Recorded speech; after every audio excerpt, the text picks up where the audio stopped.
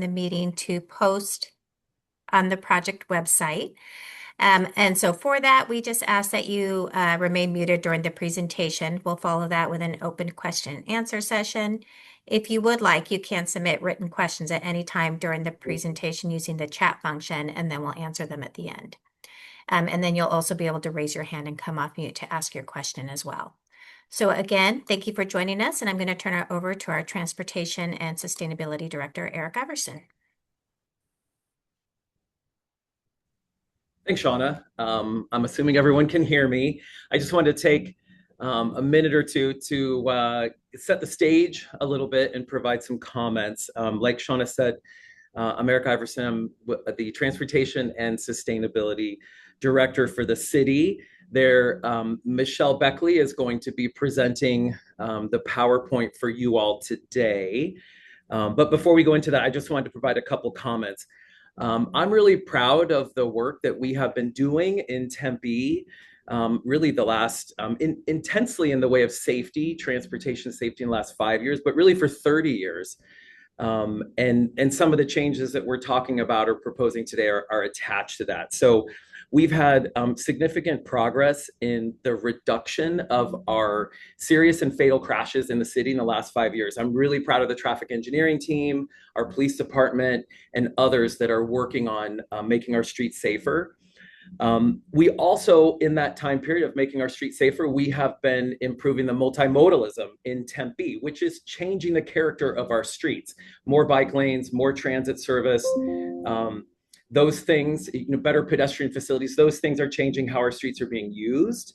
And that is partly what is attached to some of the changes that we're looking at with speed limits. So as we've made those multimodal changes to the city, we've seen now that Tempe has the highest per capita transit ridership in the state.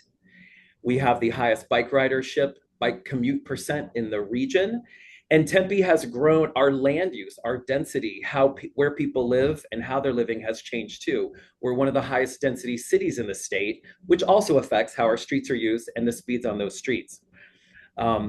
So a lot of this has happened over decades, and a lot of our speed limits have not been looked at in decades. So we have some streets where there's a lot of inconsistency on that street. You might have 3 different speed limits within a 3-mile or a 2-mile period or 2-mile length.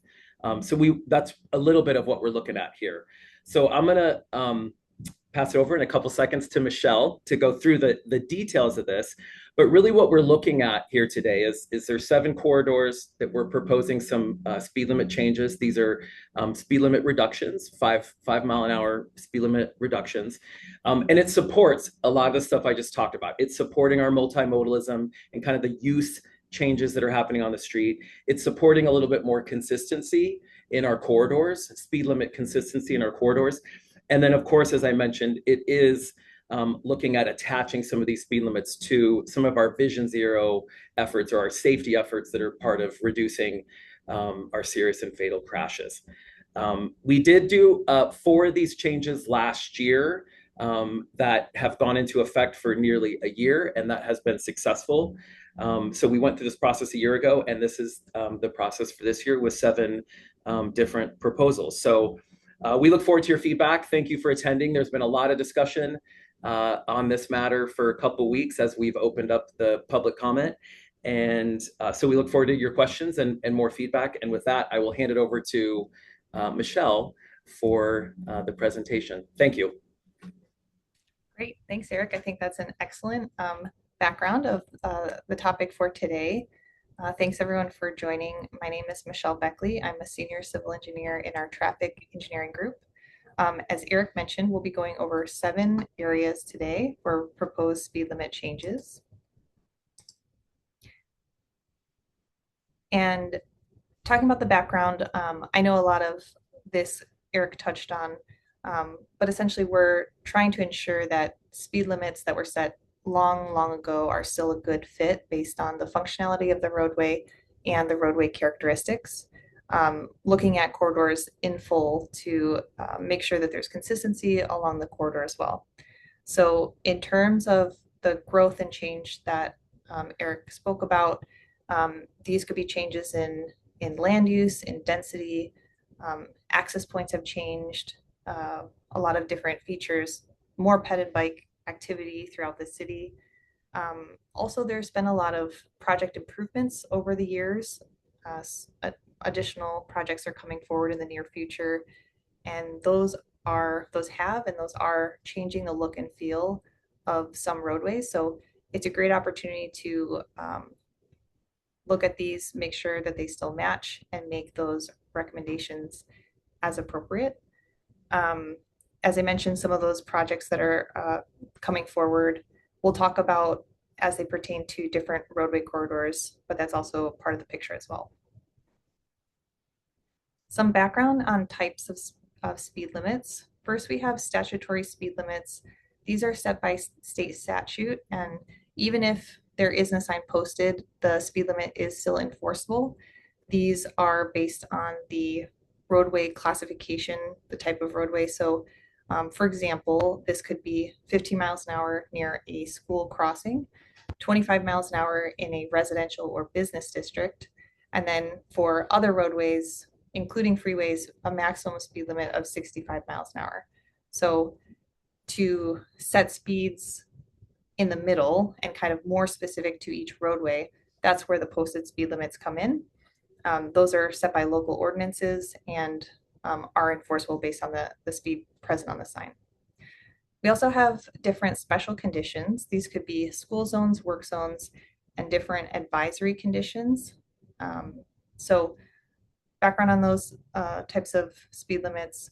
But overall, the intent with setting a speed limit in the first place is to reduce the variation in driver speed so that it's more uniform, less risk of vehicle conflicts, and improving safety with speed limits. In terms of City Council priorities, this is related to performance measure 1.08, the high severity crash reduction, as well as supporting our Vision Zero initiatives, as we know that crashes that occur at higher speeds have a greater likelihood of resulting in fatal and serious injuries.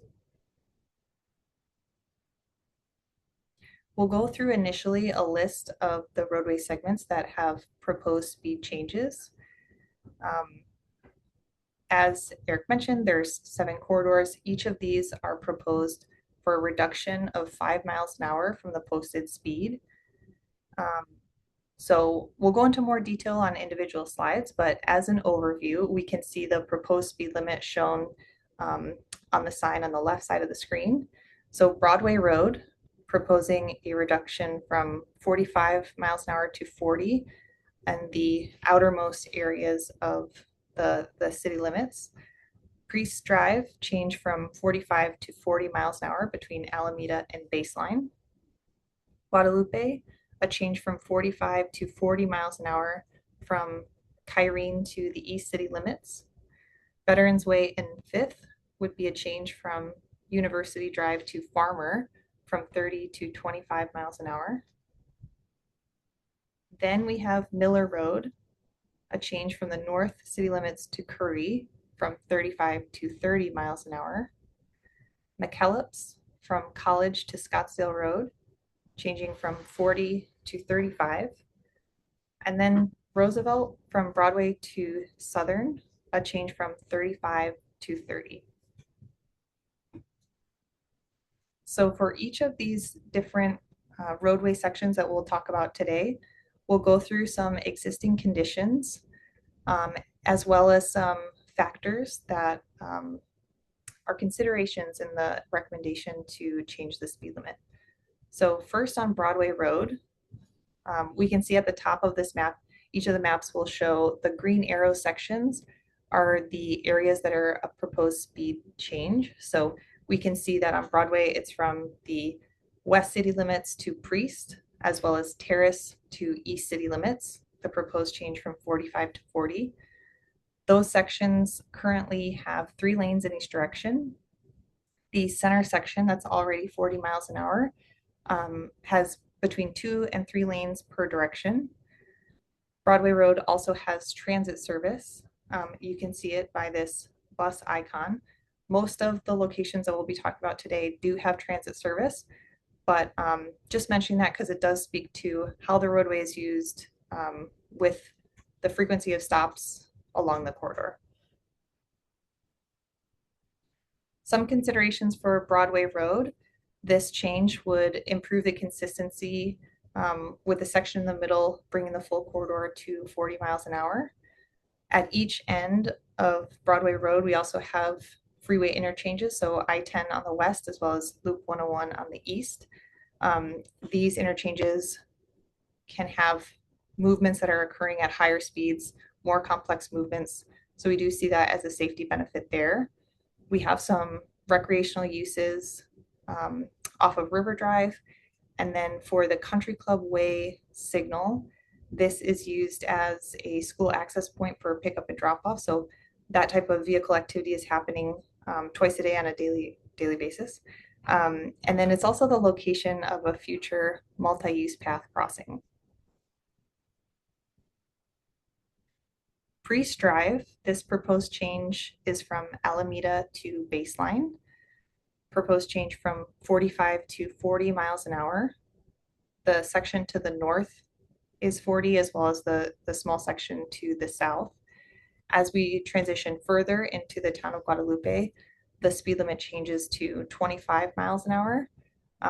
So we do see this as an improvement in the transition and consistency in that full section. Priest Drive has 2 lanes in each direction, south of Alameda, and then further south of Southern, there are 3 lanes in each direction. Some considerations for Priest Drive, as I mentioned, that consistency component. We also have 2 new head bridges that were built over the I-10 recently. There's one at the Alameda alignment and then another near Arizona Mills. And so with those improvements, we are anticipating to see more head and bike activity in the area, including along Priest Drive. Some other characteristics and factors along the corridor, there's quite a bit of access to land use, several access points to Arizona Mills, and then we also have the Peterson House and a park adjacent. For Guadalupe Road, we have the proposed change from 45 to 40 miles an hour from Kyrene Road to east city limits. There are 2 lanes in each direction, as well as bike lanes on Guadalupe, as well as transit service. For Guadalupe, there's a lot happening along the corridor. We have 3 multi-use path crossings. We have the Benedict Field Sports Complex, 1 heavy rail crossing. We also have access to Kiwanis Park and the Loop 101 interchange on the east end. And then we also have Marcos de Niza High School, which for a majority of the year, for a significant portion of the day, we are operating a 35-mile-an-hour school zone. So the modification of speed limit will also support transition through that area. For 5th Street and Veterans Way, this is a proposed change from University to Farmer, from 30 to 25 miles an hour. There's 1 lane in each direction, as well as bike lanes on this corridor. And we also have light rail that's running through the center for a portion of the segment. There is also a lot of destinations and activity going along this corridor. This provides access to downtown and Mill Avenue. We also have 1 heavy rail crossing, 2 streetcar crossings, access to 2 ASU sporting facilities, 2 signalized pedestrian crossings, 3 marked unsignalized pedestrian crossings. And it also provides access to City Hall, our courts building, the police department headquarters, Tempe Transportation Center, as well as access to the light rail stop.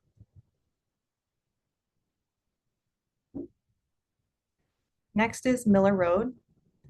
This is a proposed change from our north city limits near McKellips to Curry. This would change from 35 to 30 miles an hour.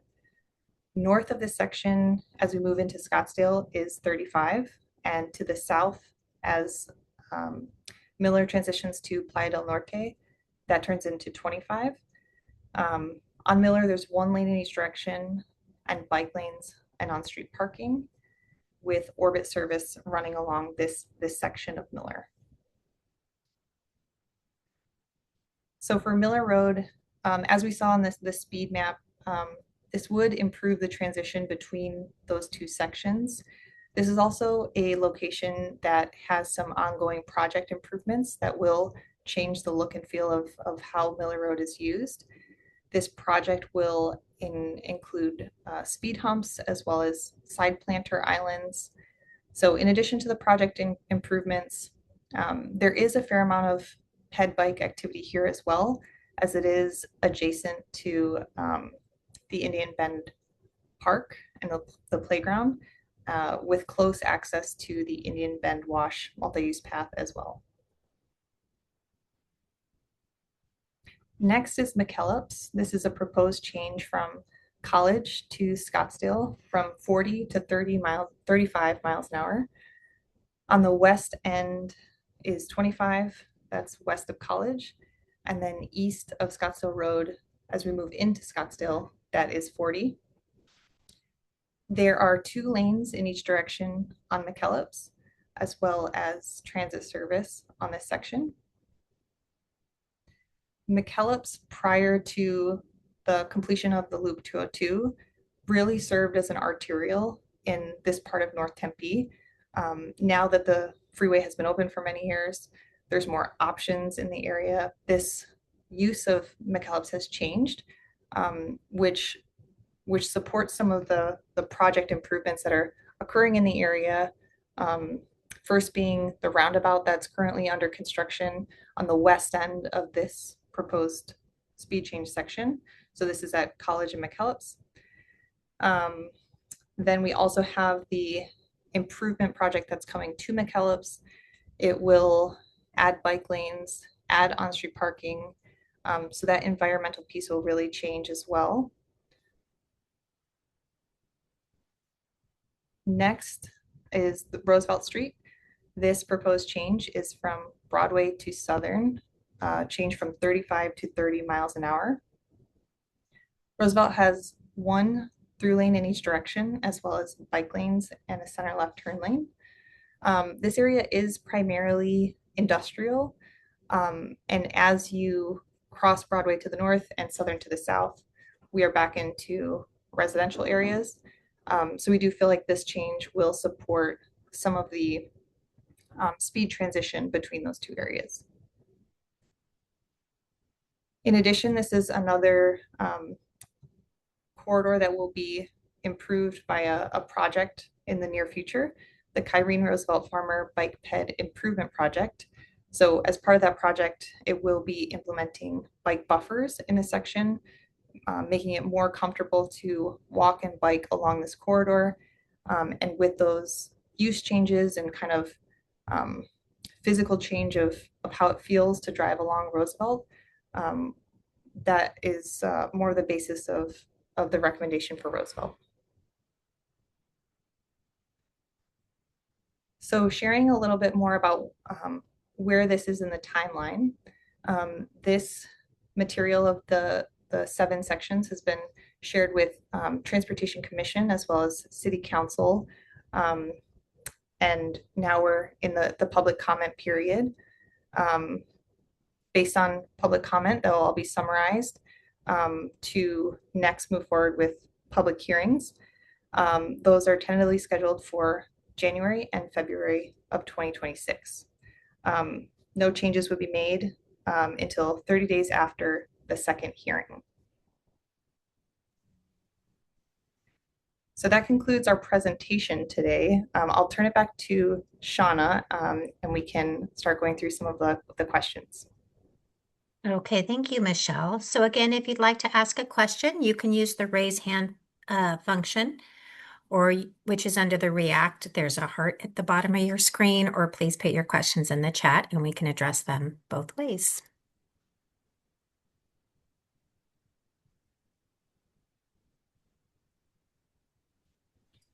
Hi, this is Ty. I have a question, but I can't figure out how to raise my That's hand. okay, Ty. Go ahead. Thanks. Okay. Um, so all the proposed changes seem reasonable except to the McKellips area. Um, as far as the changes and upgrades uh, from Scottsdale Road to College, what's the status of that? Is there an estimated time frame? For the McKellips Road project. I wonder if Kathy, if you could help me answer that question in terms of timeline. Well, you know what, Michelle, I think it's best if we get back because I think it's kind of a moving thing with all the paving that's going on around the city. And that's Mhm. when it'll be accomplished as part of our PQI improvements, pavement quality improvements. So we can check on that and get back to you and let you know the dates that it's scheduled for. And hey, all, this is Eric. Ty, thanks for that question. Um, and thanks, Kathy, for jumping in. We will get the schedule out. I believe, Ty, that it is the work on that street is scheduled will happen in calendar year 26, so the year coming up. Okay. We are partnering if you're probably you're familiar that the city's doing a lot of paving improvement in roughly, I think, 80% of our streets citywide, this being one of them. And so some of the physical changes on McKellips that includes adding bike lanes, adding some traffic. I see an emoji coming up there, adding some medians with landscaping on that street, are also coming with the pavement work that will be done on McKellips for that segment between College and Rural. So I'm assuming that this speed limit reduction is preempting the construction and upgrades to account for that. And I guess the reason I bring that up is, ever since COVID, the traffic on McKellips between Scottsdale Road and College have like 50% less. I don't know what the fatal accidents and fatalities on the McKellips between College and Scottsdale Road, but I can't imagine that there's any. But so I guess I'm so I live in that area, obviously, and I'm just I'm troubled by it seems arbitrary the speed limit reductions that the city of Tempe has done on College and Curry. You're 5 miles an hour less than Scottsdale on College. You're 5 miles an hour less than the city of Phoenix on Curry between Mill and Priest. You know, so I it's 2 lanes between College and Scottsdale Road. So I that's my assumption is that you're preempting the speed limit changes to. I think you're early so you're saying that the construction is going to be either started or completed in calendar 26. So I think you're early in reducing the speed limit on McKellips between Curry and Scottsdale Road. Or I'm sorry, College and Scottsdale Road. Thank you. Thank you, Ty. Yeah, it looks like Michelle wanted to jump in. No, I was just going to say I appreciate that comment. I think that that's very fair feedback, and I think we can talk about that a little bit more about the timing of when it makes sense. Thank you. And then also, before we get to the other questions, I did put in the chat the direct link if you also want to fill out the survey that's online. We hear you, and so that comment's taken into consideration, but there's other survey questions on there if you want to fill that out. So we have a hand from Ashan, and then we'll get to the chat. All right. Hi, Michelle, Shauna, Eric. Thank you so much for putting this presentation together and kind of informing us of this. I'm kind of in agreement with Ty. I feel a little bit concerned about the amount of traffic this adds. I wanted to talk about if you guys had any information about like the number of accidents or the number of fatalities that this would prevent with these proposed solutions, and why did you guys opt to address something like speeding as opposed to something like drunk driving or low vision driving or other things that in Arizona are higher causes of fatal crashes in 2024? Hey, Sean, thank you for that question. Um, from traffic engineering, we're always working to address safety. I think that this is one initiative, and I think that our day-to-day does consist of um, looking into other issues, spot locations, and countermeasures very frequently. I think this particular effort is coming from a roadway context surrounding land use, the density, consistency along the corridor. So safety is a piece of that, but it wasn't the driving force in selecting the corridors. And this is Eric again. I would like to add to that and I think Michelle touched on this, that we do we are looking at always in trying to improve safety on our streets. So we work hand in hand with PD, for example, on trying to address issues like drunk driving or distracted driving. Those are initiatives that we also have worked on and continue to work on as well. Yeah, I appreciate the response. I guess I kind of have a follow-up to that, and then I'll stop talking. When you talk about land force and all of that, how much does commercial interest play into that? Because I don't know what land force means, but my concern is, if I'm having to deal with more traffic to support some business who frankly doesn't care about Tempe, that doesn't sound very beneficial to me as a resident. So that's another concern I have. I can start this response and I might tag in Eric, but I think from the traffic engineering side, I would not say that commercial interest was a factor in any sense, but I'll let Eric continue on that.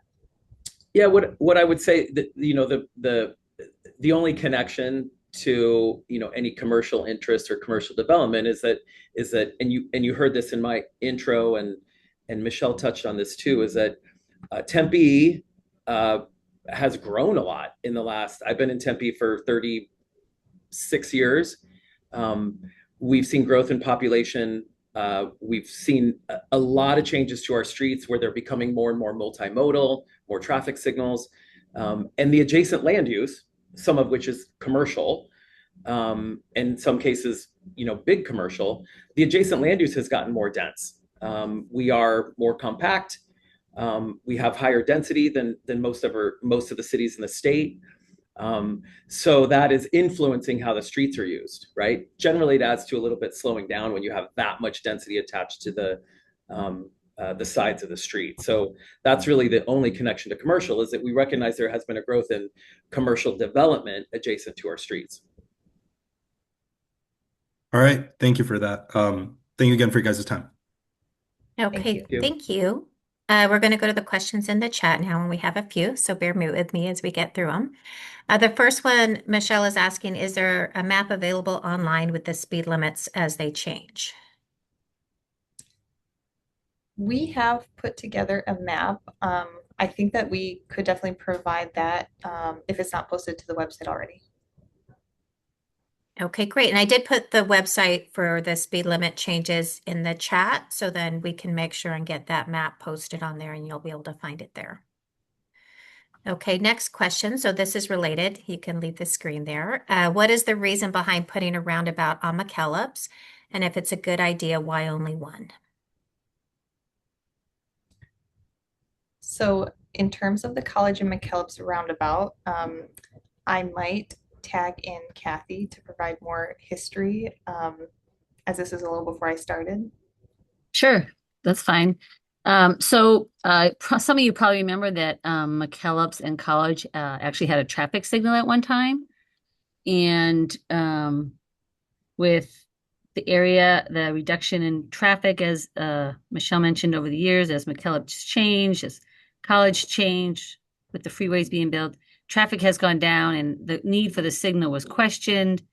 And it was decided that a roundabout might be the better choice for a device at this intersection. It reduces the number of conflict points that are normally at an intersection because you don't have the left turns, for example. So it is a safer intersection. I guess that's why I think that's why we picked it. I hope that answers your question. And then Kathy, I think the second part of that was asking Oh, that if others? it's a good idea, why wouldn't you do it across the road? Yeah, why only one? Why only one? Well, we had two planned, right? We had the one at Priest and Grove and this one, and because of budgetary reasons, we did Priest and Grove first, and then we did this one. We also did the one at First and Ash. So it's like I suppose it's like any big project, intersection project that the city undertakes, is that there's a limited number we can do at a time, and just from a funding standpoint. So Okay, next question. Were speed studies done for these segments, and how do the proposed new speed limits compare to the 85th percentile speed? So speed data was collected as part of this effort. We do have the 85th percentile speeds. Most of them are within approximately 5 miles an hour of what the proposed changes are. There are a couple of exceptions. However, most of those locations also have project improvements coming at the same time. So based on all the factors present, 85th percentile speeds being one of them, but looking at all of the different factors, roadway context, how the street's been used, access points, ped and bike activity, that's kind of what has guided our recommendations. Okay, and then the next question asks again, what is the overriding rationale for all of these changes? Has there been a study to see what possible impact these changes will have on the movement of traffic through the city? Shauna, could you please repeat the first part of that question, please? Asking about the overriding rationale for all of these changes.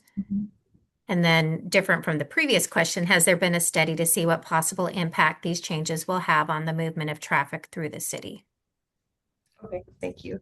I think the overall rationale of kind of what we have mentioned before of, you know, taking a look periodically at speed limits to make sure that they're right fit, looking at the characteristics, the development, the density, the changes, different projects, and the non-motorized user, transit activity, 85th percentile speeds. That's the main background behind this. And then, sorry, Shauna, the second part of that question. Yeah, I was just asking if there was to look at the movement of traffic. Movement. We have not yet undertaken how we think this will impact the rest of the city. However, I would not anticipate there to be dramatic shifts. I think I could see potentially some different decision making, but generally I think that people would still use the same route. It wouldn't dramatically change your travel time, and so I think I would assume that most people would still use the same routes. Okay, thank you. And for those who are putting comments in the chat, thank you. We will definitely capture those and they'll be in the public comments summary, but I'm going to just be asking the questions. So we do see those and they will be included, but just to get through all the questions, we are just going to have leave the comments there. So next question, I've noticed with the changes on Southern to a speed of 40, there is more congestion and the lights do not meet the speed. Will lights be adjusted to meet the change in speed limits? And the changes also have not stopped people from speeding. Enforcement should be the priority. Thank you for that comment and question.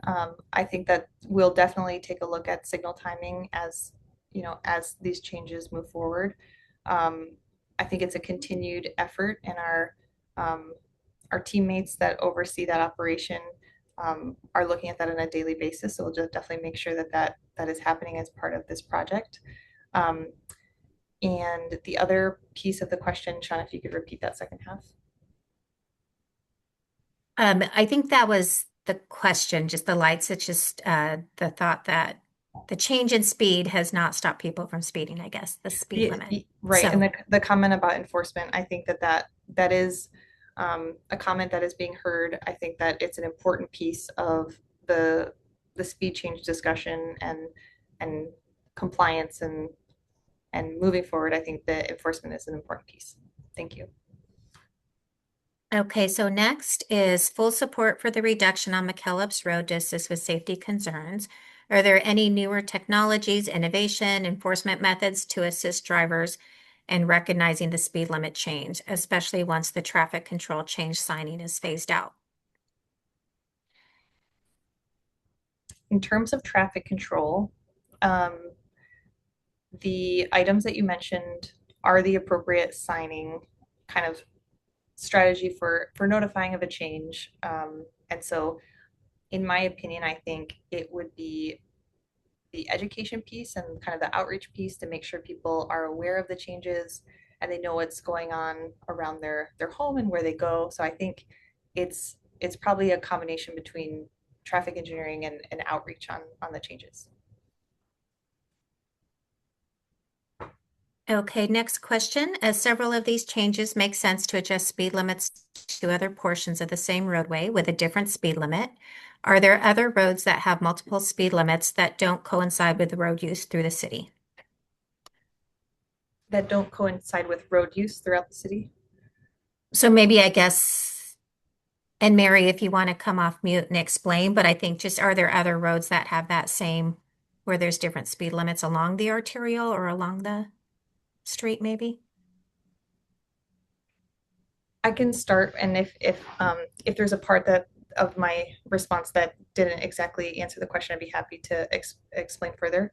I do think that there are other locations in the city where we could be making more improvements. While they're not a part of this bundle that we're proposing at this point, I think that could be um, it could be moved forward in the future for more discussion and public comment. Mary, did that answer your question or? Yes, it did. Okay, thank Thank you. you. Okay, so those are all the questions that I see in the chat, and I don't see any hands raised. Did anyone, and if you don't know how to raise your hand and you want to just come off mute, please feel free to jump in now as well and ask a question.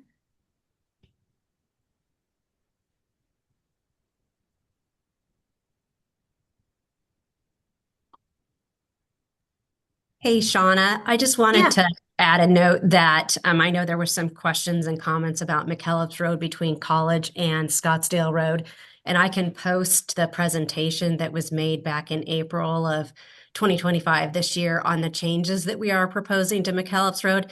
In case I think Ty, maybe you hadn't seen that presentation, but it does offer up some additional information on the changes that we are proposing to make. No, thank you, Shelley. And in the presentation, it'll also give you, and then when you're on the speed limits website, you can see that McKellips Road also has a website, and then any updates with schedule and all that. We will make sure that that's always kept with the most current information, so you can follow along as well. So if there's nothing else, Michelle, I don't know if you want to wrap up. And again, we do have the comment form that is in there. So. Nope, I'll just add that our contact information is here. Feel free to reach out to us. Thank you for the opportunity to share this presentation today, and we look forward to all of your comments and feedback. Thank you.